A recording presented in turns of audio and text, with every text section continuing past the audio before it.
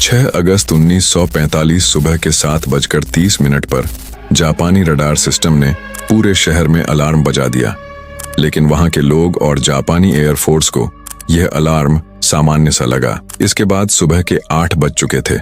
बच्चे स्कूल के लिए तैयार हो रहे थे, महिलाएं घर में नाश्ता बना रही थीं और पुरुष तैयार होकर बस अपने दफ्तरों की ओर निकलने ही वाले थे। मौसम एकदम शांत था, लेकिन इसी शांत और सामान्य सुबह में कुछ ऐसा होने वाला था जो इंसानियत के इतिहास में पहली बार देखा जाना था। स्थान जापान का हिरोशिमा शहर, आबादी 3,500। एक अमेरिकी विमान B-29 जिसका नाम इनोला गे था। यह विमान हिरोशिमा शहर के आसमान में उड़ता हुआ दिखाई देता है। लोगों को यह विमान एकदम सामान्य दिखाई देता है, लेकिन इस विमान के पेट में छुपा था एक ऐसा हथियार जिसे आज तक दुनिया ने सिर्फ कल्पना में देखा था। लिटिल बॉय, एक परमाणु बम। सुबह के 8:15 पर इस विमान के पेट से एक बेलनाकार चीज ऊपर से गिरती हुई दिखाई देती है। इससे पहले कि लोग कुछ समझ पाते, पूरा शहर एक जलती हुई आग के गोले में बदल गया। हजारों लोग एक पल में भाप बन गए। कुछ की सिर्फ परछाइयां दीवारों पर रह गईं।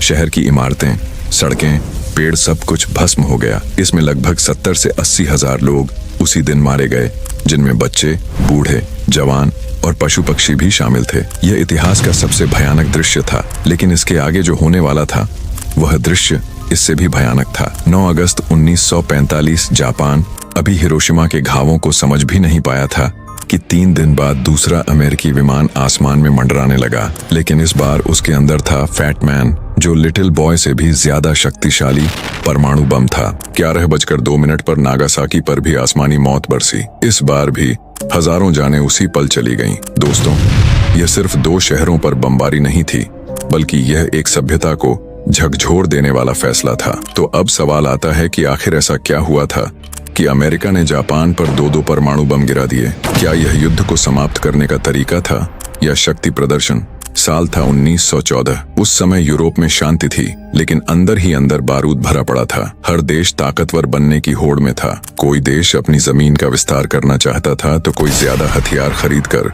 खुद को डाकू गब्बर समझ रहा था। ऑस्ट्रिया और हंगरी यूरोप के बड़े देश थे जो पूरी दुनिया पर राज करने का सपना देख रहे थे।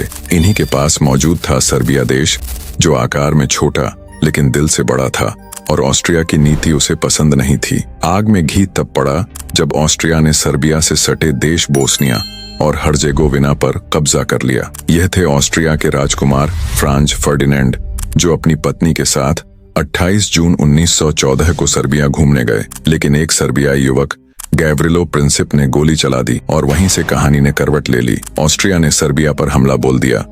उस समय सोवियत संघ यानी रूस सर्बिया के साथ आ गया। जर्मनी ने ऑस्ट्रिया का साथ दिया। फिर फ्रांस, ब्रिटेन और दूसरे देश भी युद्ध में उतर आए। यानी एक देश का झगड़ा अब पूरी दुनिया की लड़ाई बन गया था। अमेरिका शुरू में चुप था, लेकिन जब जर्मनी ने ब्रिटेन के जहाजों पर हमला किया तो हालात बिगड़ने लगे।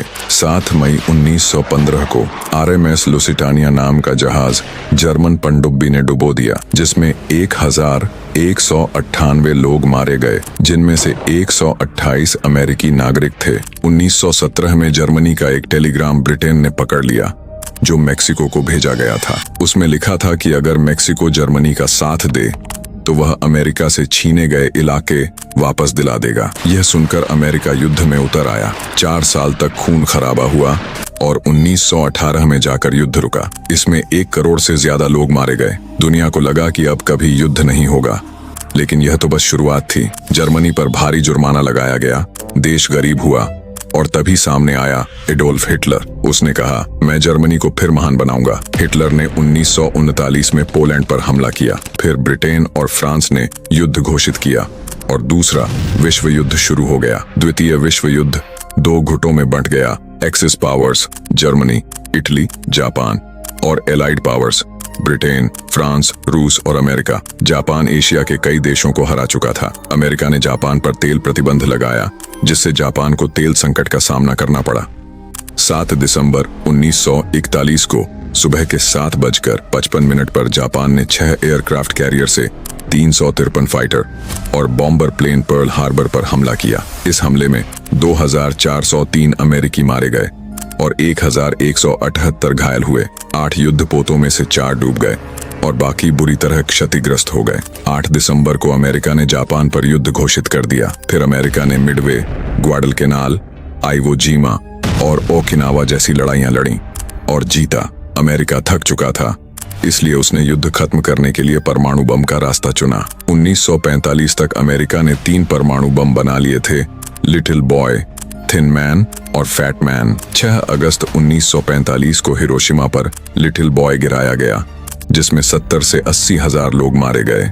9 अगस्त को कोकुरा पर फैट मैन गिराना था, लेकिन मौसम खराब होने के कारण नागासाकी पर गिराया गया, जिसमें 75 हजार लोग मारे गए। इसके बाद 14 अगस्त 1945 को जापान ने आत्मसमर्पण कर दिया और 2 सितंबर 1945 को द्वितीय विश्व युद्ध खत्म हो गया। लेकिन बम गिरने के सालों बाद भी लोग कैंसर, जन्मदोष और त्वचा रोगों से पीड़ित रहे। हजारों बच्चे अनाथ हो गए।